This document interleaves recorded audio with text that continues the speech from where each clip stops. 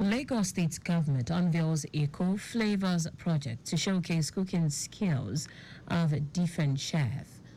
Police deploys over 4,000 officers, vows to resist violent protest in Federal Capital Territory on the France and French train network, hits by arson attacks hours before Olympic ceremony. In sport, former British tennis player withdraws from Paris Olympic tennis single event. Now the details. I am Taiwo Baruwa. In a bid to engage youth and students meaningfully during the holiday, the Lagos State government has unveiled its Eco Flavors project to showcase the cooking skills of different chefs who reside in Lagos. The Eco Flavors project is an epic showdown of upcoming chefs, culinary students, and local food vendors to celebrate the diverse food culture while cooking on a budget. Commissioner for Agriculture and Food Systems, Abisola Lusanya, who made this known at a news conference at Fresh Food Hub at Dioro Machine, noted that various cultural dishes will be displayed at the delight of residents. The commissioner hinted that the Eco Flavors, which will now be an annual event, will support chefs who register online via www.ecoflavors.lagosfreshfoodhub.com with a voucher of 200,000 naira to purchase food items at the hub for the competition. The main aim of this, aside engaging young culinary enthusiasts and food lovers, is to showcase Lagos as a transformative state when it comes to your experience around food. As Lagosians, we seem to have more affinity for markets and getting our foods into our kitchen without understanding the logistics, the aggregation, the production side of things. So we are hoping that with the engagement of the contestants, with the local vendors, more understanding can be had.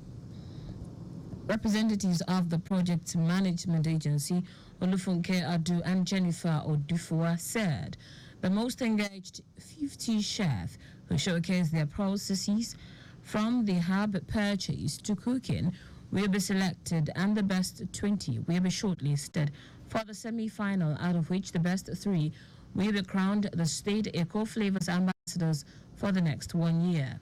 The duo noted that the project idea is to encourage unity among all the various ethnicity and tribes with their various cooking skills and dishes in Lagos as the melting point of diversification in the country. We are trying to bring people that are into, that love food to come and compete. It's going to be an event that would, that will showcase Lagos. It will bring Lagos in the limelight, and we want people to be able to show their skills.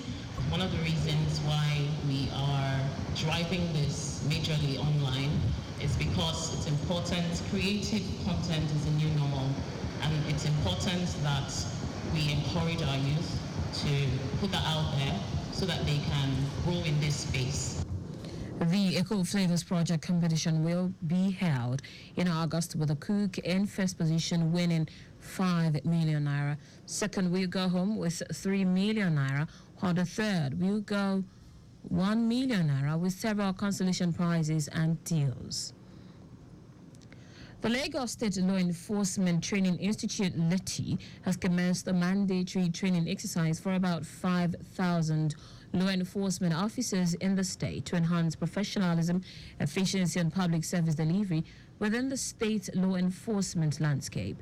The training program, which includes officers from the Lagos State Traffic Management Authority, LASMA, Kick Against Indiscipline, KAI, Central Business District, CBD, Lagos State Neighborhood Safety Agency, and Vehicle Inspection Services, will last for the next 6 weeks at Ikeja Grammar School, Balade Oshodi. Addressing the first batch of trainees comprising 450 participants, the CEO and head of LETI, Abiola Adeyinka, emphasized the importance of continuous professional development for law enforcement officers. According to her, the topics that the trainees would be exposed to include human rights and law enforcement, traffic management and control, public order management, conflict resolution, and de-escalation, modern policing techniques, community engagement, and public relations, interpersonal relations. Adeyinka implored the various law enforcement officers to participate in the program to shun acts capable of bringing the image of the state government into disrepute before Lagos residents and beyond. The Lagos state government has postponed the commencement of the e-collab system on Lekki-Ekpe corridor. Commissioner for Transportation Oluwaseun Oshiyemi said this became necessary after further consideration of stakeholders' request to extend the timeliness in order to give adequate room for full compliance. Oshiyemi urged all stakeholders to seize the opportunity to ramp up full preparation in readiness for the successful takeoff of the technology-driven solution of truck movement on the Lekki-Ekpe corridor. Lagos State's multi-agency response teams have activated safety measures and collaboratively contained the fire incident at the warehouse storing diapers, solar batteries, foreign charcoal, and massaging sit within the Jacen factory complex, Abuli-Osun. According to a statement released by the Lagos State Emergency Management Agency, LASEMA, the fire destroyed goods and properties worth millions of naira, noting that a significant quantity of goods equally worth millions of naira were salvaged by its response team during the operation. It stated that the cause is yet to be ascertained as the warehouse was locked as at the time the incident occurred, and no casualties nor injuries were recorded due to the incident as there were no occupants in the building. LASEMA noted that strategic and collaborative efforts were deployed by its response team and officials of Lagos Fire and Rescue Service. Now to the rest of the stories. In anticipation of a planned nationwide protest by human rights activists and Nigerian youth against hunger and hardship, the police command in the Federal Capital Territory has announced it has deployed both material and human resources across the nation's capital. A statement issued by its spokesperson, Josephine Ade, said the proactive deployment was aimed at ensuring public safety, protection of protesters, as well as preventing the protest from being hijacked by non-state actors. The Commissioner of Police, FCT, Bennett Igwe, while acknowledging the resident right to protest, advised that protest should remain peaceful, noting that operatives would conduct raids on identified black spots, uncompleted buildings, and shanties. Igwe added that they would also engage in stop and search operations, vehicle and foot patrols, and maintain synergy with sister security agencies. The federal government has announced plans to restock the National Strategic Food Reserve System to address food security and stabilize food prices in the country. Minister of State for Agriculture and Food Security, Aliyu Abdullahi, made this known at the unveiling of the 2024 Food Global Policy Report. Abdullahi explained that the United Nations predicted that 82 million Nigerians, about 64% of the country's population, may go hungry by 2030, calling on the government to tackle climate change, pest infestations, and other threats to agricultural productivity. Speaking at the event in Abuja, Abdullahi stated that the government is working hard to ramp up food production, particularly for major staples like rice, maize, and cassava, to calm down the current food situation. He noted that the country's production is not only for local consumption but also for West African region. The minister acknowledged that the reserve system was affected by the floods in 2021, but the government is now working to restock it starting from this year's harvest. The Director General of the Nigeria Safety Investigation Bureau, Alex Bade, has accused the Nigeria Railway Corporation, NRC, and the Nigerian Maritime Administration and Safety Agency, NAMASA, of failing to remit the statutory percentages of the revenues to the Bureau. Bade said this constitutes a disregard for the Bureau Establishment Act of 2022, noting that this breach of the law has continued to adversely affect the Bureau's activities, thereby impeding its obligations to safeguard the lives of Nigerians. He made these remarks at the reopening of the Bureau's regional office in Lagos State after it was demolished to make way for development during former President Muhammadu Buhari's administration. Badi called for the federal government's financial support to effectively fulfill its mandates, conduct through investigations, enhance safety standards, and contribute meaningfully to advancing transportation safety across Nigeria. In foreign news now, saboteurs have struck France's TGV high-speed train network in a series of pre-dawn attacks across the country, causing travel chaos and exposing security gaps ahead of the Paris Olympics opening ceremony. The coordinated sabotage took place as France mounted a massive security operation involving tens of thousands of police and soldiers to safeguard the capital for the sporting extravaganza, sucking in security resources from across the country.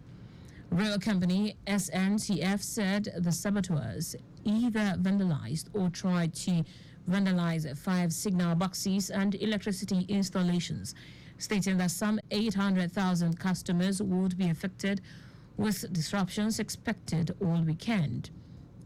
1 in 4 Eurostar services would be cancelled until Monday. In sport now, former British number 1 tennis star Andy Murray has withdrawn from the tennis singles at the Paris Olympics but will still take part in the doubles. The two-time gold medalist, who will retire at the end of his 5th games, has still not fully recovered from back surgery he had last month. He believes the men's doubles, where he is playing with Dan Evans, offers his best chance of another medal.